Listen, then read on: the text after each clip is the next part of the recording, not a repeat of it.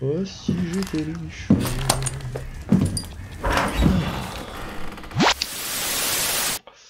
Salut les petits gnous, c'est Garga. Dans cette vidéo, nous allons parler du Qatargate, parce que c'est rigolo le Qatargate.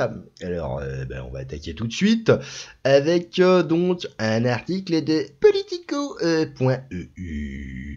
qui date du... je sais pas.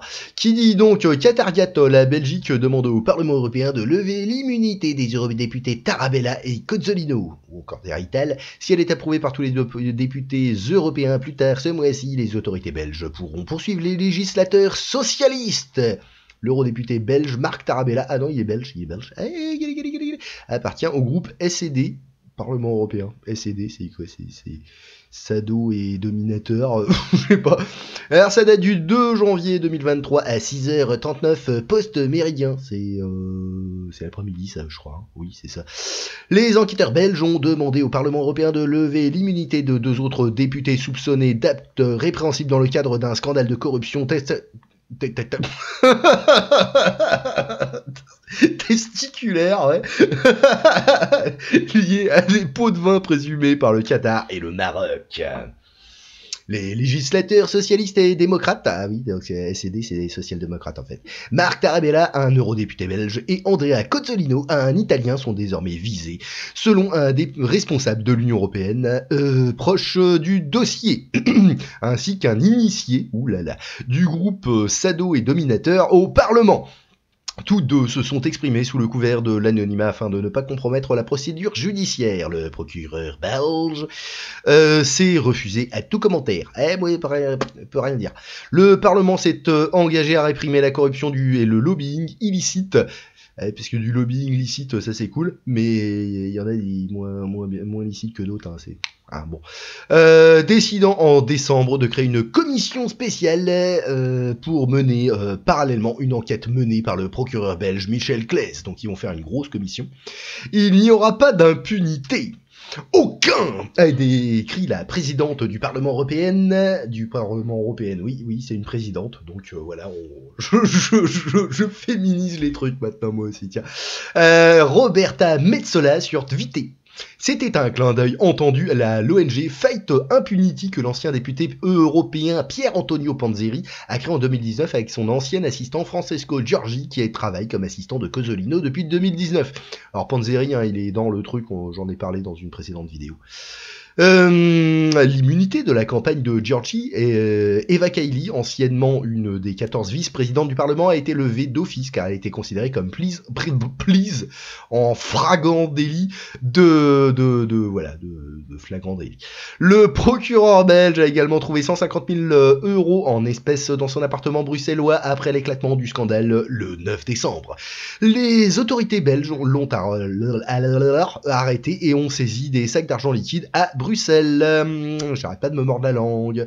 Les eurodéputés ont limogé Kaili de ses fonctions de vice-présidente le mois dernier et, avec Giorgi, l'ancien eurodéputé Panzeri et le patron de l'ONG Nicolas Figa Talamanca, elle fait maintenant place à des accusations préliminaires de corruption, de blanchiment d'argent et de participation à une organisation criminelle.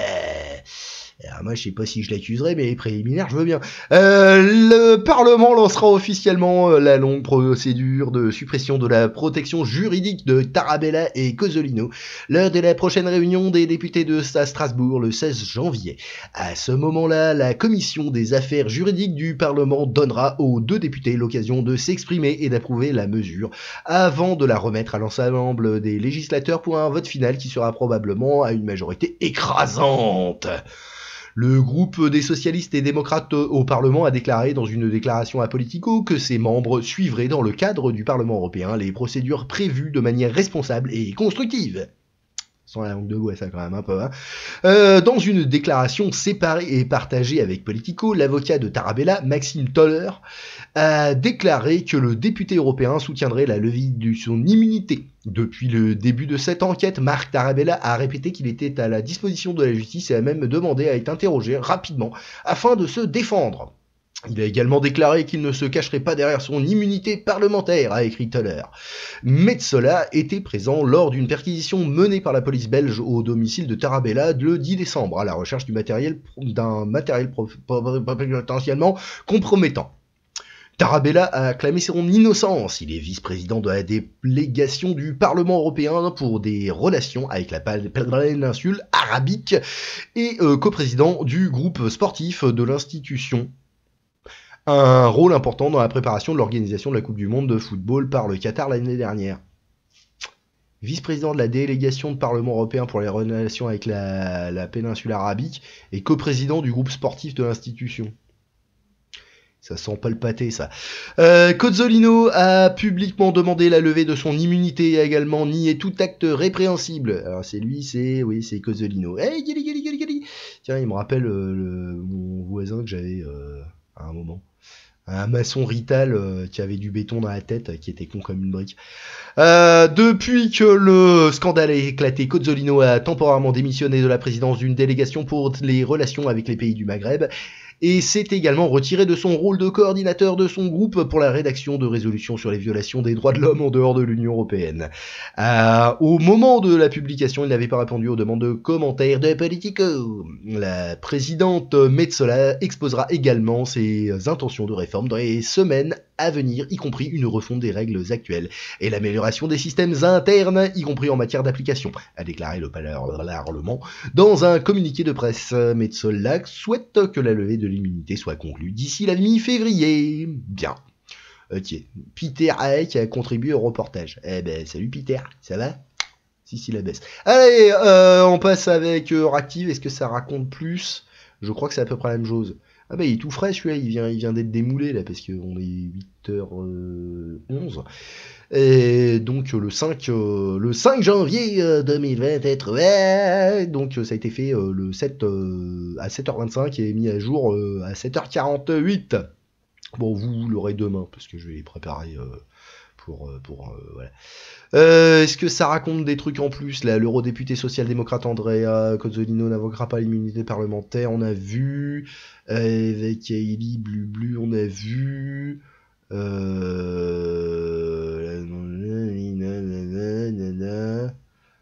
Qu'est-ce que quoi? J'ai pas de preuves, mais vous devriez le surveiller, a déclaré Panzeri en faisant référence à Cozzolino lors d'une première interrogatoire. J'aime bien. Ah ouais, l'autre il poucave comme ça. Ouais, je sais pas, mais je l'aime pas lui. Allez-y. Ouais, bon, y a rien de plus intéressant, donc on s'en fout. On passe à la suite avec un article de The Washington Post. Oui, je suis très pro, je lis pas mes trucs avant. Qui date du 4 janvier 2023 à 3h40, post-méridien. Le sinistre scandale du Qatargat de l'Union Européenne nuit à la cause de la démocratie. Alors, ça c'est Eva Kaili. Ah oui, non, c'est Gouzi pour les filles et Gili pour les garçons. Alors, donc, Gouzi. Voilà. Si Tom Wolfe avait jamais écrit un roman sur l'Union Européenne, cela aurait pu ressembler à Qatargate, l'un des plus grands scandales de corruption de l'histoire récente du bloc. Le détail de l'affaire sont aussi byzantins qu'ils sont sordides, et ils soulignent le besoin urgent de réviser les lois sur la corruption au sein des propres institutions de l'Union Européenne. L'Union Européenne est l'un des rares remparts de la démocratie à une époque de bouleversement géopolitique, en particulier à sa porte avec l'invasion brutale de l'Ukraine par la Russie. Bon, ça se saurait si l'Union Européenne était un rempart pour la démocratie. Hashtag Kosovo, hashtag mon cul sur la comète, tout ça. Bon, mais bon, admettons, mais l'Union Européenne, c'est pas démocratique, parce que bon, ouais, on a voté, vous savez ce qu'ils font les députés, truc, qui sait ce qu'ils font, franchement, vous foutez pas de ma gueule. Bref, j'en étais où, je sais pas. Au fil de l'histoire, plus d'1 million de dollars en espèces ont été découverts à travers Bruxelles, dans des appartements privés, des bureaux et des chambres d'hôtel. Les autorités belges ont arrêté 14 personnes, dont un ancien vice-président du Parlement européen et un ancien député, accusés d'avoir accepté des pots de vin de représentants qatariens, admettons, pour renforcer la réputation du pays au milieu d'un examen minutieux pendant la Coupe du Monde et de son bilan en matière de droits humains. Alors non, là-bas, c'est les droits inhumains. Bon, bref.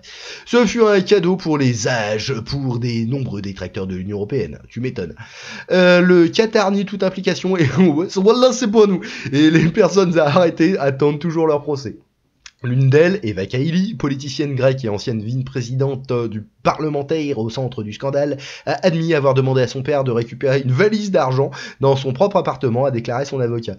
Ah, une valise d'argent, c'est pas juste la petite bourse avec 3 piécettes, non, c'est carrément une valoche. Eh ben dis donc. Son père a été arrêté au Sofitel de Bruxelles le 9 décembre. Et il s'en passe des trucs au Sofitel, putain. Il a ensuite été libéré, mais le partenaire de Madame Kaili, Francesco Giorgi, qui est un autre législateur européen, et son ancien patron, Pier Antonio Panzeri, ont également été arrêtés. Pendant ce temps, les autorités grecques ont demandé à leurs homologues du Panama, un célèbre paradis fiscal, d'enquêter pour savoir si les responsables qataris auraient pu transférer de l'argent sur les comptes appartenant à Madame Kaili et à les membres de sa famille. Eh ben dis donc, ils vont farfouiller même au Panama. Le scandale porte un coup dévastateur non seulement à la crédibilité du Parlement européen, mais aussi à l'ensemble de l'Union européenne, notamment ceux qui concernent les engagements du bloc à lutter contre la corruption parmi ses États membres, notamment la Hongrie. Pourquoi tout d'un coup la Hongrie est comme ça? Sans surprise, Viktor Orban, Premier ministre hongrois de droite et avatar du sentiment antidémocratique au sein du bloc, n'a pas tardé à saisir le scandale au Qatar pour crier à l'hypocrisie de la part de Bruxelles. Oui. Bah oui. Et puis ils ont dit que le PE était sérieusement préoccupé par la corruption en Hongrie, a tweeté Monsieur Orban. C'est quoi PE? Ouais, bon. Le parti de mes deux, je sais pas. Les dirigeants de l'Union Européenne, parti européen, européiste peut-être, bon, je vois pas. Parlement européen, putain, je suis con. Là, ça j'ai eu une épiphanie. Les dirigeants de l'Union Européenne sont à juste titre embarrassés. Nous devons d'abord en tirer des leçons et proposer un ensemble de mesures pour éviter de telles choses, pour parvenir à la pour parvenir à la corruption à l'avenir, ouais. Déclaré Charles Michel. Ouais, et son nom, c'est quoi? Ouais, c'est juste son nom, c'est ça. Bon, président du Conseil européen, l'organe composé des présidents respectifs des 27 blocs du membre. Putain. Oh la fatigue. Oh la fatigue est démarrée à peine la journée démarrée. État a déclaré à Politico, mais pendant des années l'Union européenne fait semblant de lutter contre la corruption interne. Je suis pas aidé par Google Trad hein, parce que quand même il y a des trucs. L'heure est aux actions concrètes et à la responsabilité publique, notamment sur les questions de lobbying et de transparence. Transparence mon cul. Ouais.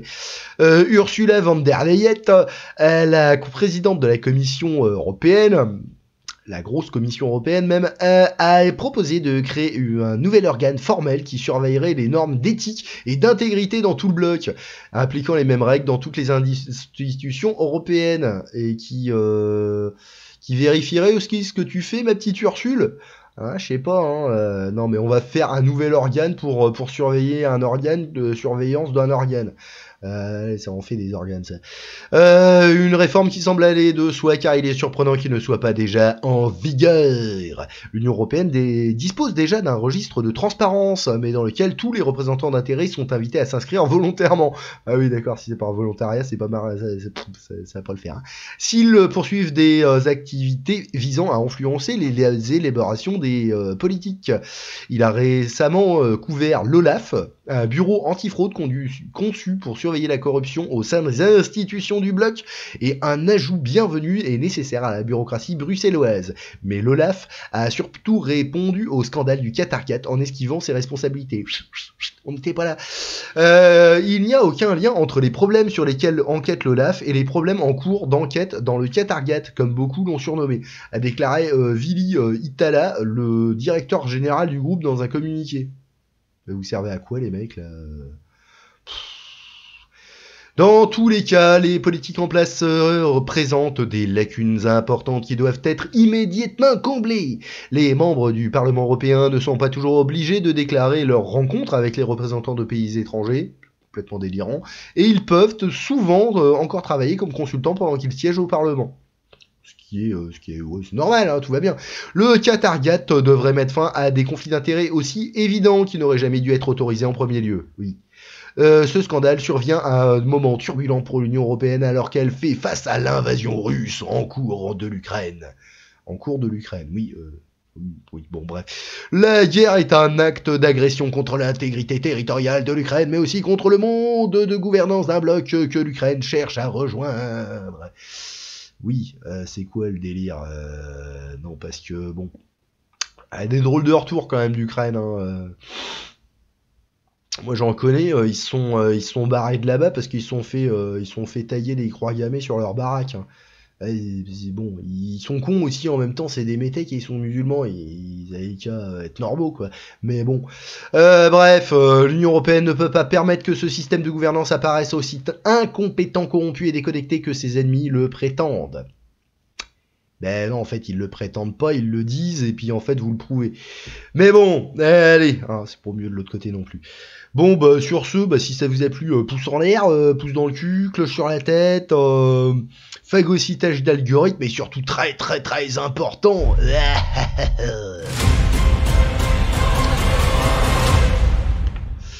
Et bisous bisous, à plus.